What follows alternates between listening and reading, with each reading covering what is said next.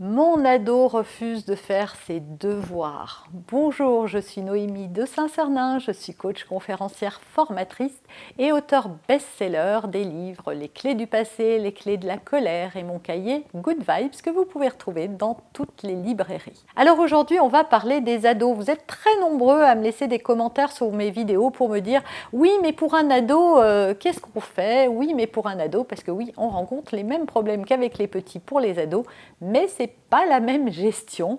Un ado qui veut pas faire ses devoirs, il veut pas faire ses devoirs, donc c'est plus difficile d'être derrière lui, de le pousser et de le motiver. Dans cette vidéo, je vous donne mes 5 clés pour vous aider à gérer cette situation avec votre adolescent. Mais avant d'aller plus loin, je vais vous demander de m'aider. Voilà, je vous le demanderai dans toutes les prochaines vidéos jusqu'à ce que vous ayez ce réflexe.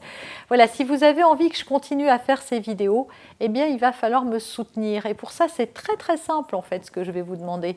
Juste d'aller cliquer un pouce en dessous de la vidéo et de mettre un commentaire ou. Si vous faites les deux, c'est encore mieux. Et puis le commentaire, il n'y a pas besoin de me mettre des couches et des couches. Vous pouvez, je les lis tous et je réponds personnellement en plus. C'est d'ailleurs sur YouTube le seul endroit où vous pouvez avoir un contact direct avec moi. Donc n'hésitez pas si vous voulez laisser un commentaire, mais si vous voulez juste m'aider et me soutenir, mettez un émoticône, un petit super, un petit top, un petit merci, voilà, ça suffira largement. Mais revenons à nos moutons, ou plutôt à nos ados, et à leurs devoirs. La première chose qu'il ne faut surtout pas faire et que font la majorité des parents, parce que ça nous démange, il faut bien dire que ça nous énerve, c'est de sermonner, juger, gronder, crier, menacer. Plus vous allez rentrer dans un rapport de force avec votre ado et plus il va faire exactement la même chose avec vous. Vous allez vous prendre le truc en pleine figure et dans le miroir total. Donc vous allez résister, il va résister encore plus et c'est l'escalade. Donc à la fin, on finit par s'épuiser plus qu'eux, parce que nous, on n'a pas que ça à faire, et parce que c'est douloureux d'être en conflit avec son enfant. Donc ne rentrez pas dans un rapport de force, même si vous sentez qu'il est tendu, qu'il ne veut pas qu'on parle de ce sujet, que c'est quand même épidermique chez lui. Oui, à un moment, il va bien falloir en parler quand même, et plus vous serez, vous, dans la bienveillance et dans l'empathie, et plus ça sera facile. La première chose à faire avec lui, c'est de revoir l'organisation. Plutôt que d'imposer vos propres règles, c'est de voir avec lui, voilà, comment il voit les choses. Peut-être que les devoirs, c'est trop. Peut-être qu'il a trop d'activités. Moi, je vois des enfants qui sont surchargés de travail, etc. C'est pas facile d'être un ado et c'est pas facile d'avoir autant de choses à faire. Et franchement, moi, quand je vois la liste des devoirs, je me félicite de ne plus être à l'école.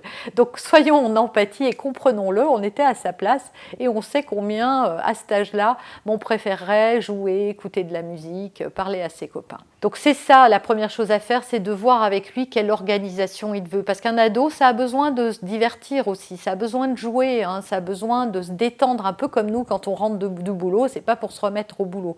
Donc peut-être qu'il faut évaluer avec votre enfant de combien de temps il a besoin. La deuxième chose, c'est de faire attention aux écrans. C'est vrai que c'est beaucoup plus attractif de passer du temps sur nos écrans que de passer du temps à faire ses devoirs. Pour un adolescent, encore plus. Moi, je vais vous donner une astuce super. Si mes filles étaient là, elles diraient « Non, maman, faut pas le dire !» Elles disent ça tout le temps parce que j'en parle à tout le monde autour de moi. C'est l'application Kidlux. Alors, je vous rassure, je ne suis pas sponsorisée, en tout cas, s'ils veulent, je serais contente. Mais je trouve ça génial, c'est une petite application qui permet de verrouiller à distance le téléphone de votre enfant. Ça coûte, il y a une version gratuite, mais la version payante coûte une trentaine d'euros pour l'année, donc ça ne va pas chercher bien loin.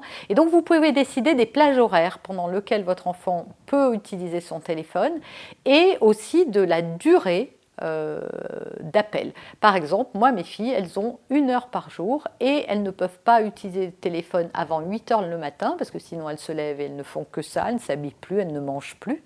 Et elles n'ont plus aussi l'usage de leur téléphone à partir de 18 heures ou 17h30, je crois. Ouais, je crois que c'est 18 heures plutôt. Voilà, 18 heures, parce que comme ça évite que le soir, à nouveau, on se remette sur le téléphone.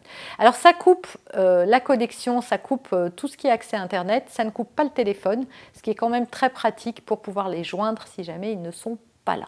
Donc faites attention à ça, les écrans c'est vraiment quelque chose, et les jeux vidéo, donc ça il faut cadrer, voilà, vous les avez achetés vous-même souvent ces jeux vidéo, donc il faut mettre des règles claires, souvent il faut rétablir les limites à l'adolescence pour rétablir les choses, remettre les choses au clair, et c'est normal qu'il y ait des limites et c'est normal qu'il y ait des règles.